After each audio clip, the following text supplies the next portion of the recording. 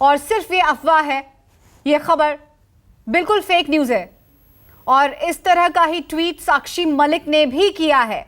उन्होंने साफ तौर पर कहा है कि सत्याग्रह के साथ साथ आंदोलन भी जारी रहेगा। आंदोलन से हटने की खबर को सिरे से गलत बताया है साक्षी मलिक ने। और उन्होंने कहा है कि धरने के साथ साथ रेलवे की भी जिम्मेदारी जारी रहेगी, आंदोलन जारी रहेगा। हम वापस अभी भी जो बातें निकलकर सामने आ रही थी कि साक्षी मलिक ने अपना नाम आंदोलन से वापस ले लिया है, तो ये बिल्कुल फेक न्यूज है। उनके पति ने भी ये बात कही है और कुछ इसी तरह की बात उनके ट्वीट से भी जाहिर होती है। साफ तौर पर अभी सत्यव्रत ने भी कहा कि कोई समझौता नहीं हुआ है, हम आंदोलन आगे भी जारी रखेंगे। प्रभाकर मिश्रा जुड़ गए हमारे साथ। प्रभाकर, साक्षी मलिक ने ट्वीट के जरिए कहा है कि आंदोलन उनका जारी रहेगा और इसी तरह की बात उनके पति ने भी की है। उन्होंने साफ तौर पे कहा है कि फेक न्यूज फैलाने की कोशिश की जा रही है।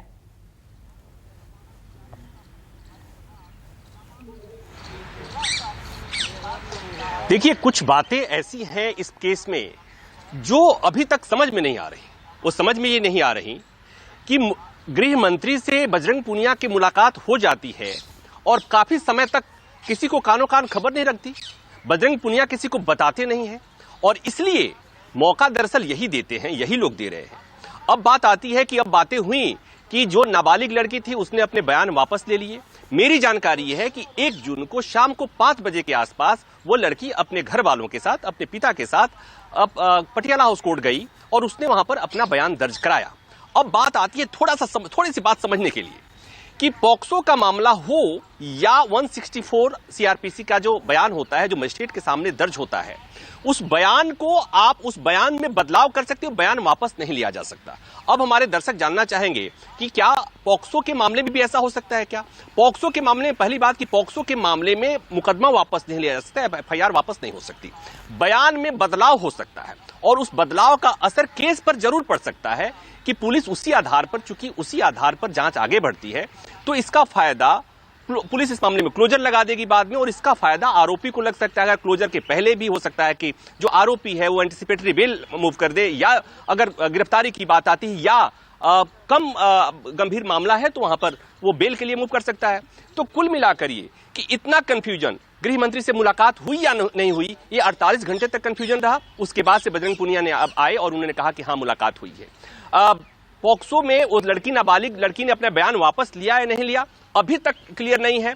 खबरें ये चल रही हैं कि अपना बयान वापस ले लिया और दूसरी तरफ उस लड़की के परिवार वालों से बात हो रही है। उसके पिता ये कह रहे हैं कि नहीं, मामला सब जुडिस है, मामला कोर्ट में है। वो मना भी नहीं कर रहे हैं और हाँ भी नहीं कर रहे हैं। और अब जो बातें आई, जैसा साक्षी मलिक ने जैसे ही रेलवे ज्वाइन किया उसके बाद से जो बातें आई कि साक्षी मलिक ने इस आंदोलन से खुद को अलग ले लिया, बजरंग पूनिया के लिए कहा गया कि वो भी ये आंदोलन खत्म हो गया है और दोनों सोशल मीडिया पर आते हैं, दोनों सामने आकर कहते हैं कि नहीं ऐसा नहीं है, इस आंदोलन को कमजोर करने की कोशिश हो रही है। अब इस बात को ऐसे समझने की जरूरत है कि जिस दिन गृह मंत्री से बजरंग पूनिया की मुलाकात हुई, किसी को कानो कान खबर नहीं चली और उसके अगले दिन सोनीपत में खाप चौधरियों के साथ मंच पर बजरंग पूनिया दिखे और जैसे ही बजरंग पूनिया दिखते हैं वैसे ही ये खबर चलती है कि बजरंग पूनिया और गृह मंत्री की मुलाकात हो गई।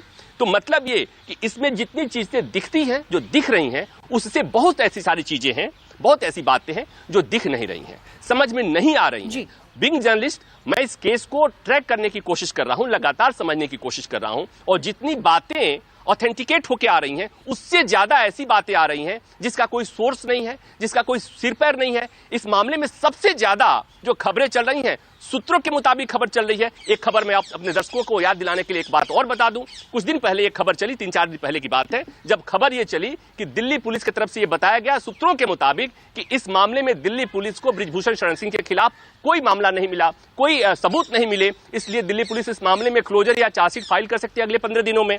जैसे ये खबर आई उसके बाद दिल्ली पुलिस की तरफ से एक ट्विटर हैंडल में ये आता है कि ये खबरें निराधार है, गलत है और उसके तत्काल बाद दिल्ली पुलिस उस ट्वीट को, जो खंडन का ट्वीट था, उसे वापस ले लेती है।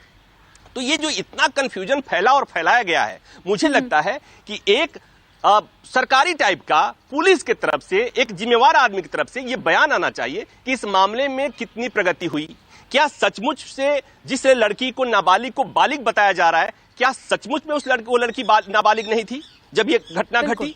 ये बताने की जिम्मेवारी पुलिस की है। पुलिस आकर इसे ब्रीफ करना चाहिए कि चूंकि ये मामला अंतर्राष्ट्रीय खिलाड़ियों का है, महिला, ये ऐसा संवेदनशील मसला है कि इसमें पुलिस को आकर के जितना कंफ्यूजन है कि जांच किस दिशा में है, जांच कहां तक पहुंची है, ये तमाम बातों को क्लियर करने की जरूरत है।